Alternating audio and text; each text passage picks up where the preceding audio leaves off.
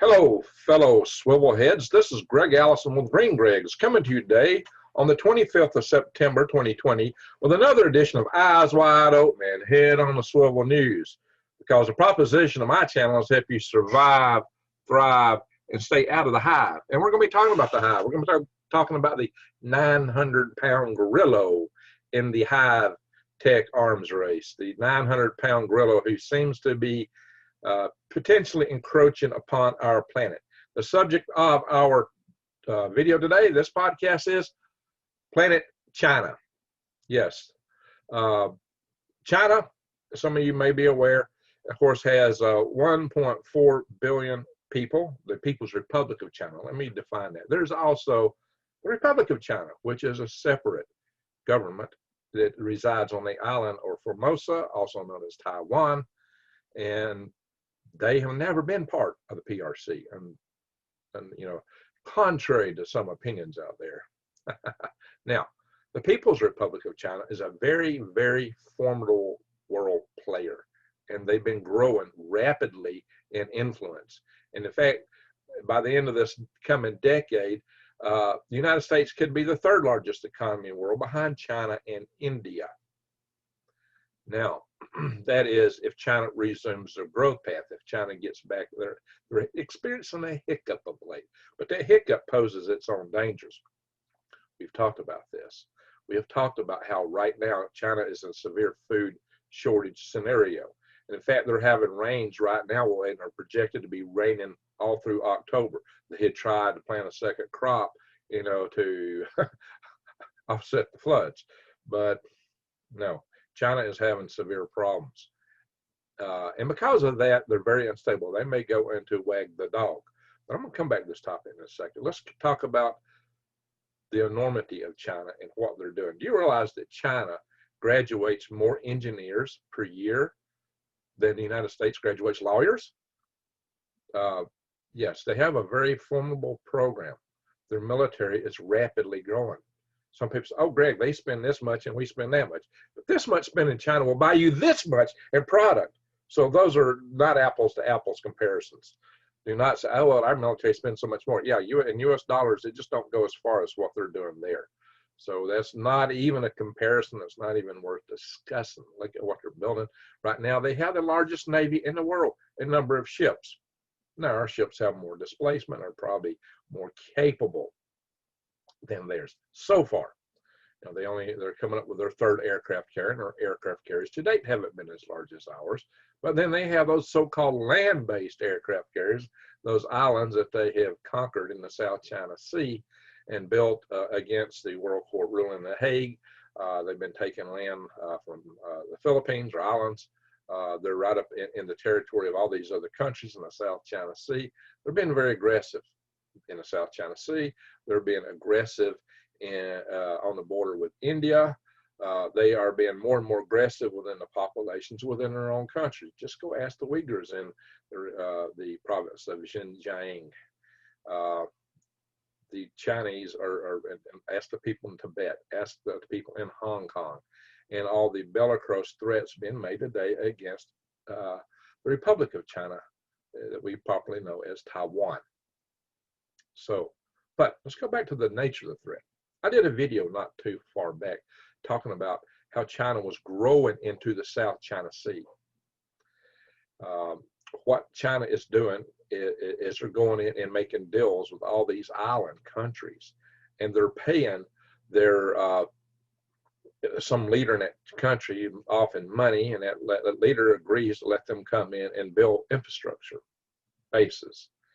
And in return, that country has to agree to vote for China in the UN. There's so many little island nations out there that China could really have a big upper hand in the UN before we know it, because it's the number of nations that may give them that. And right now, China, as long as the UN rules against China, China's going to ignore it, as they did the Hague ruling, which said they couldn't take the islands that they had tried to take from the Philippines.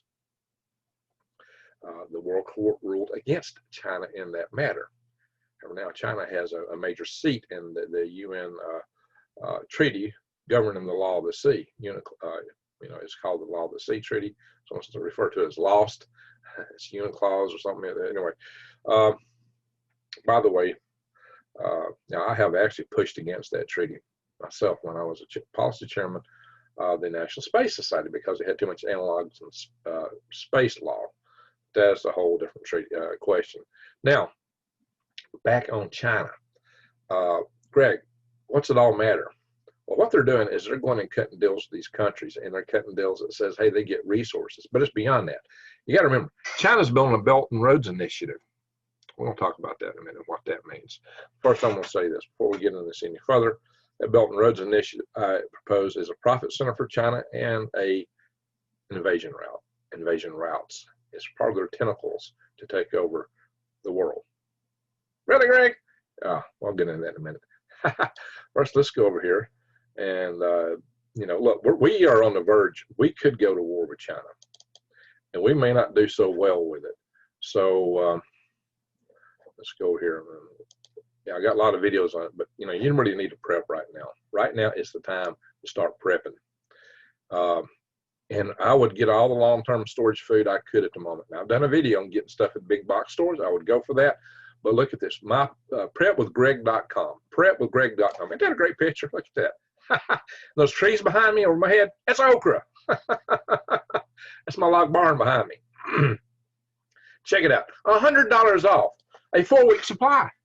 That's excellent. Look, right now at this moment as I speak, and when you click on here, it may go up, but it's been stable here for a few weeks. Just $197 for 4 weeks worth of food that lasts you 25 years. Oh my gosh, that's incredible.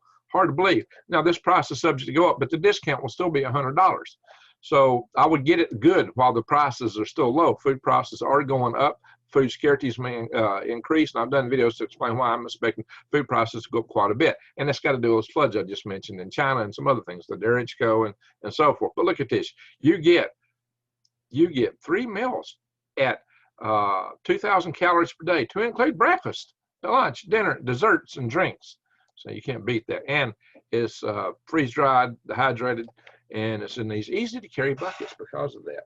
A lot easier to carry than bulk food. You get, you know, you can buy the bulk food a little cheaper maybe. And no, hey, this is a great price. Go somewhere else and eat for $197 for a month. I beg you. Just try that and see how far you go. Hey, that is excellent, and it lasts 25 years. So it's got added value in that, added value in the portability. It's a great deal. You can't beat that. So I would highly encourage you to take care of your family.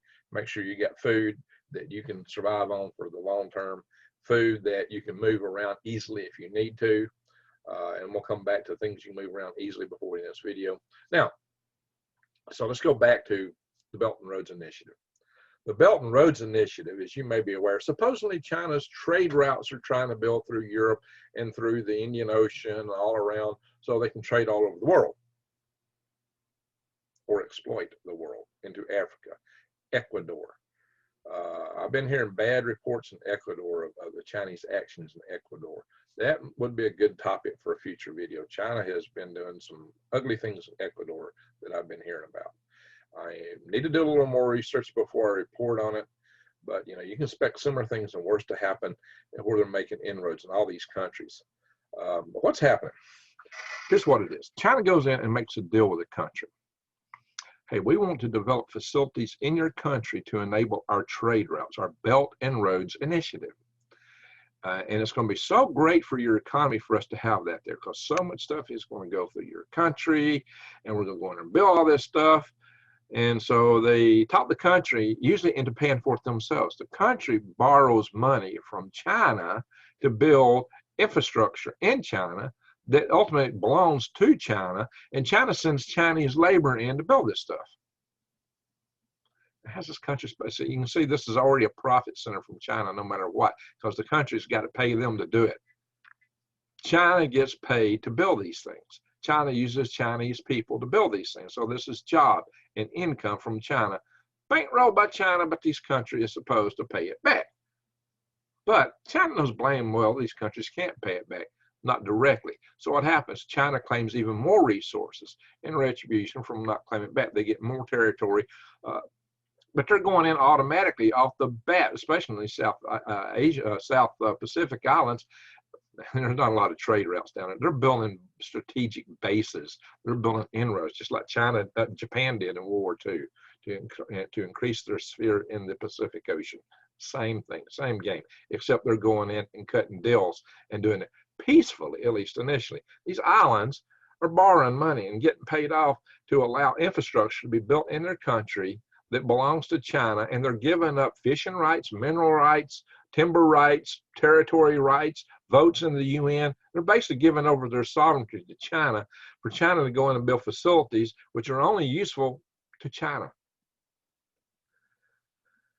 It's like the 9-dash line or the South China Sea going and throughout the South Pacific and globally with the Belts and Roads Initiative. So you got your action in the 9-dash line, you got the South China Sea, and you got this Belts and Roads Initiative spreading everywhere. And everywhere they're going with this Belts and Roads Initiative, they're cutting these deals with these countries. Oh yeah, China just cut a special deal with Iran just to prop up the Ayatollah's regime, and they're promising billions of dollars and to go in and give things. But then again, the people in Iran are not liking this because they realize they're giving up their sovereignty to China ultimately. So all for the Ayatollahs to remain in power, which a lot of people in Iran don't like that either. So that's what's happening. And this is usually done against the wills of the people, the islanders and the peoples in these countries, because they cut deals with the leadership. In a couple of occasions, the governments of the islands have overthrown that and run the Chinese out because they realized they were giving the entire country over to China. But this has been a growing menace. It's been reported quite a lot by some of the news agencies, the ABC agency in Australia. They've done quite a bit of coverage, extensive coverage on this topic. You will find that you don't see it too much in the United States. No, not here. People don't talk about it. Yeah, shh. Why? Because we're so seduced by China, this idea, this ginormous market there that we can sell into. By being able to go there and cheaply produce goods, they have seduced us for the last couple decades, and our companies have been in bed with them, including a lot of our information technology companies and a lot of other companies. Big Walmart, big time in bed with China. Now, so what's happened is these roads are being built all over the world. Roads, it's not roads, it's ports, facilities, so-called Silk Road extensions. And some of them are maybe really roads and rail lines and things like that. China's trying to build all this from China into Europe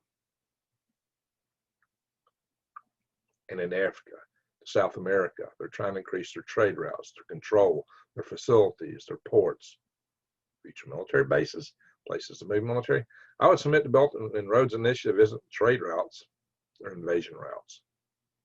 Yeah, it may be trade at first if they can pull it off, increase their economy, grow their country. I mean, hey, this, like I said, it's already a profit center for China right now. So what's happening in, yeah, we'll come back to what's happening in China. These are easy routes for invasion from China, where they can move men, materials, military, sub-equipment. I mean, basically, these are forward military bases everywhere. You know, we've never seen such a buildup before. That's what I'm worried about. China has such a ginormous economy. America won every war it's won by attrition, by outproducing the enemy in the factories. Now, if you have a war that goes nuke and the war is over in a few minutes, okay, then maybe that's a moot point in a nuke war. But usually there's an aftermath. A nuke war doesn't mean an instant end of the world. See my video with Dr. Peter Vincent Pry. No, a nuke war is a war that can have aftermath. There will be survivors. There may be surviving countries. And in this case, the winner may be the one that hits first. And believe you me, the Chinese know that. They know that if they want to take us out, they can EMP us and use some of the weapons, as discussed with Dr. Peter Vincent Pry, that they got a chance of winning, a real good chance. Greg, they wouldn't risk that. Oh, really? Think about this. A dictator like Xi Jinping, their only objective, their main #1 priority is to stay in power. They're psychopaths. You don't get to that position in a dictatorship without being a psychopath. I'm not saying sociopath, no, psychopath. And with that kind of power, and their desire to remain in that power, because they know they're in real big trouble when they get out of power. Typically, they will do anything. They will destroy their own country if they can still stay in power. And I believe they think that they can come out ahead and have this planet. That a war with America could be a winning proposition, especially when they're in a wag the dog situation. So, wag the dog situation, yeah. Why would it be winning? Again, go back and see that video with Dr. Peter Vincent Pry. Losing World War III already. That's what that video was. Are we already losing World War III? And we could be. We've got to wake up fast to what we're dealing with. China is the 900-pound gorilla in the room. Yeah, okay. So China's in trouble right now. They suddenly are having an implosion because of the disease. The bug went around. They shut down a lot of factories. That impacted their economy greatly. And then they had these massive rains that have been going on from the spring all through the summer and into the fall. It's projected through next month. The crops have been decimated. China can't feed themselves now. And they were already on they had already cut deals to import record amounts of grain. They're going to have to import more. A lot of the grain that's stored in China is runt. So not just the crops being runt, stored grain is runt. They're having massive problems. Infrastructure's got wiped out. It makes it harder to move around food and materials to manufacture. They are at great risk for those things. And to top it off, a lot of companies and countries in the world are waking up since China's got more bellicose to go, whoa, they're pulling back. And we're pulling back, and we're cutting off deals with China. So that relates and translates to China losing jobs. So inside of China right now, farmers aren't making the money they would expect to make. There's not the food for the people, and jobs are suddenly in shortage. So China had this ginormous growth and a promise of continuous prosperity to the people from the CCP, and that's imploded. That's go poof. So you've got a lot of unrest in China right now. Right now, you got a lot of unhappy people, and that's going to grow worse. The dictator realizes that, and a typical ploy in a situation like that is to wag the dog. Xi Jinping has already been bellicose and getting more bellicose, and so now they're rattling the saber with Taiwan. They may actually try to make a move on Taiwan. I don't know what their plan is for dealing with the Taiwanese missiles, but I'm sure they must have some idea. Maybe an EMP. They may EMP Taiwan. But then again, if they're going to move on Taiwan, they might strike the United States first, just so they know that they have the assurance to take Taiwan, because the United States is what stands between China and the rest of the world. Without the United States here, China could just roll and have their will anyway. So an EMP on the United States, oh great, we'll just shoot back from our submarines. No, we won't.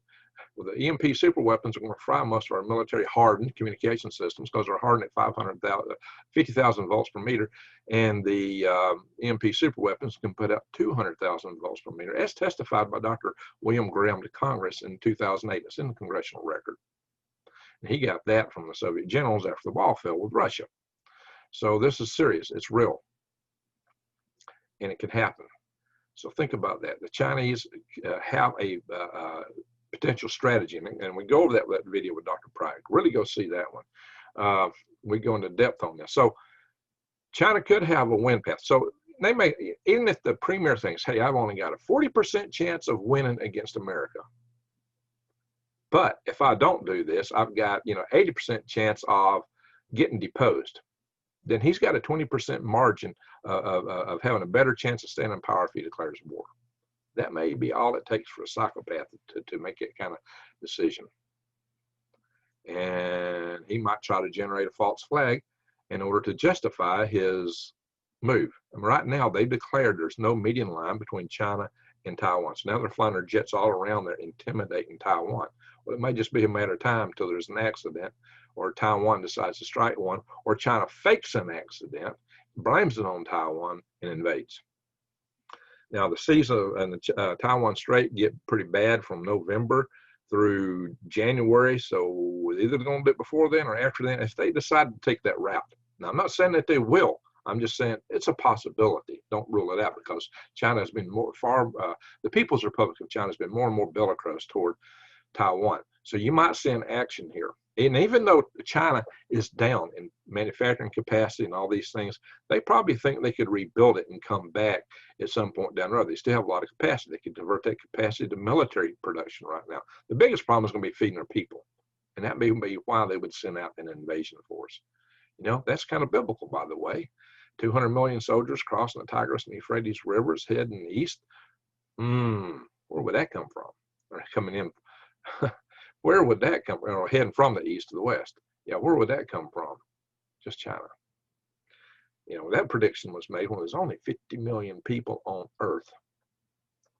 So imagine that. You get a bunch of hungry people. They may be going out looking to rape, pillage, and steal food. So don't discount it.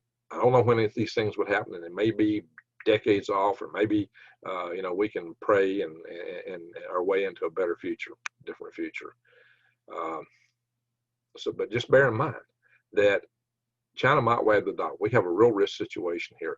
But what they're building on the Belts and Roads Initiative, dang well could be their invasion route. Maybe a trade route at first, but China is ambitious. China wants more. And they may do it through trade at first, letting their economy and people build up in the area. Once they get enough of it, clinch. They want Africa. They want South America. They especially want Africa. And they may come in and take Europe. Trust me, they could do it in time. With their population, once they start having kids again, with their population, with their manufacturing capacity, especially if the United States was taken out, no one would stop them. It would absolutely be Planet China. And maybe anyway. Our real hope is, hopefully, that we could cause the people, or we could encourage the people in China to overthrow the regime that's got the boot on their neck. And they might do it. There are explosions occurring and some fires in interesting places in China and around Beijing of late. Been a lot of explosions around Beijing. Huawei, the communications company, has had a fire in one of their headquarters facilities, burning. Is this signs of an upcoming insurrection? We can only hope. Maybe the insurrection will overthrow or destabilize Xi Jinping before he can wag the dog, to the point that he's going to have to focus on that instead of wagging the dog.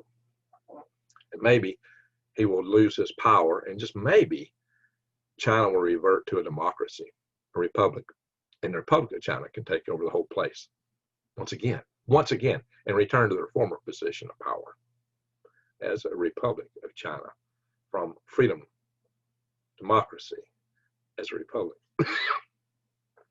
That's a possibility. That's what we should hope and pray for. And then, if the people peacefully expand and grow and develop their economy, Planet China might not be such a bad thing. But hopefully we'll all be here as part of it, to party along with them into a better, more prosperous future for all our world. That could happen. There are pathways for that. The question is, where will the evils in the human heart take us? Who's the real puppet masters behind all this, and what's their grand designs, evil designs, and how do we overcome it? And who is the ultimate evil design behind all this? Is it even human? So, yeah, there are dark forces in this universe, some of us really think. But whatever the case is, whether the dark forces come from the hearts of men, or the hearts of dark angels, or beyond, we've got a challenge in front of us, and it is China, and we need to deal with it. We need to contain it. We need to make sure that that we're free, that we can continue to exist and live in freedom.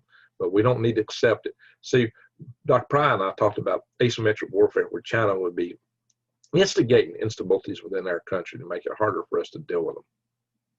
I just did a report on 10,800 autoseers from China being intercepted on the 22nd of May in Louisville, Kentucky. That would fill an army. Yeah, turning AR-15s full auto. So my friends, yeah, it's happening. It's happening. They're doing it. And they're meddling in our elections far more than Russia, than the accusations against Russia were accused to be. And those were false anyway. So, yeah, look out. China is a 900-pound gorilla. They are actively trying to destabilize us right now. And maybe we're doing the same. Maybe that's the source of the fires. I don't know. The source of the fires deserve a video down the road, and other things. So I'll be talking about more of these topics down the road. Just bear in mind that the Belts and Roads Initiative is a trap. If you're a country involved in that, get out of it. If you're a citizen of one of those countries, you can go to your leaders and say, we don't want a part of this. If they're talking to y'all about it, say no. If you're in the Pacific Islands and they're trying to win your country over, go no. Because China will use the UN against Western countries that will obey it, but they won't obey it themselves. They're very one-sided. Everything's for China, so watch out. Hopefully, China will change. If you're inside China, I wish you peace and prosperity. There are good people in China, in the People's Republic of China, just like anywhere in the world. Good people, good hearts, smart, strong people. And let's hope that they find their path to freedom and liberty. And we can all enjoy liberty in this world together. That's our true hope.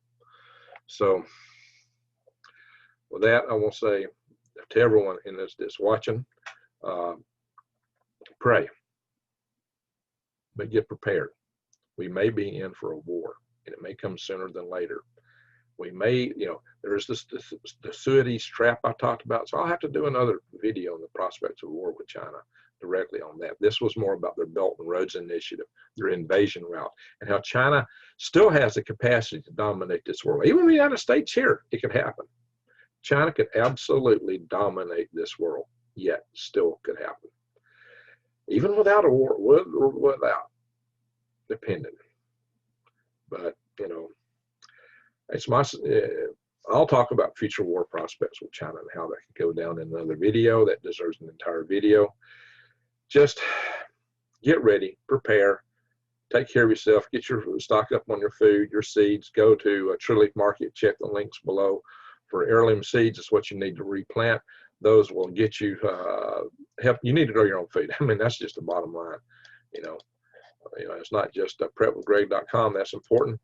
And especially while you're getting used to growing your own food. But here, there's all kind of garden seeds, and they tell you how to grow them. Buy the heirloom seeds so you can harvest the seeds and replant and grow the same plants. Black Greg, I live in the city. Don't have a garden. Well, you can grow microgreens in your living room. I got a video of me doing it, or in your kitchen, or sprouts, or wheatgrass. These are all highly nutritious and do a lot to feeding you and your family. And you can save a few plants out for seeds, put them in a pot, so for the future in case this goes away. I was stocked up as much as I could right now. Get ready. And the links to True Leaf Market are in the show notes below. Just click more when you look at the notes, and also in my pinned comments, I put those things. I wish you all the best. We're in for a rough ride. And so that I know you watch the video at this point, you see this? That's a blow dart for silent hunting. Yeah, one of my companion channels talked about silent hunting with slingshot. I'm going to tell you what, those guys kill bears with these. Slingshots are a lot harder to use for that kind of stuff. This is far more effective. And I did a video on using these. Say, Greg, I get the point. Then I'll know you watched to this point. All right, everyone. I really appreciate you all, my fellow swivel heads. Keep your eyes wide open and head on the swivel. They'll just come in and ask my alterations, inside and outside. We do have strife in this country. Those intercepted autoseers are proof that there's exterior forces trying to ramp up this strife. We don't know what's going to happen around election time or after election time. I'll do a video on civil war in the future. If you've not subscribed to my channel, subscribe so you get videos on all these things coming. I show you how to grow food. I show you how to forage from the wild. I'll do more survival-related topics in the future. But I'm also trying to keep you abreast of what's happening in the world to help you understand the dimensions of what it really is. And I've got another video, but I'm going to ratchet this dimension thing up another level. China is one level. There's an even higher level to all of this. And a higher level beyond that. I'm not running a religious channel here, so I don't know how far I want to go with that, but I say in the comments, you know what I'm talking about. But I'm going to do another video, and I might wait a few weeks to do it. But I'm going to talk about a bigger picture about the global system. I mentioned it some. I talked about it a little bit obliquely. I'll do a video on that directly before telling. Anyway, everyone, I just want to say I appreciate you all. I've got some of the best subscribers in the world. I get great comments. I know that your hearts and heads are in the right place. Just keep them there. Spread the word. My videos get minuscule support, very minuscule support compared to the topics I have and the guests I have and what I see from other channels. A slingshot video gets on the channel twice as big as mine, not twice as big, gets 5 to 10 times more views than me when I'm showing them some really formidable hunting techniques. I see somebody just walking down the sidewalk saying, hey, we might get an EMP, or there might be a problem in China, or somebody sitting on a sports swing who has no background in it. I chair 2 power grid defense conferences. I am an electrical engineer, and I have the friends and guests on my channel who are the world's experts in those topics. Yet their videos get 5, 10 times more views than mine. So the algorithms don't appreciate because I'm bringing you truth like the topic of this video.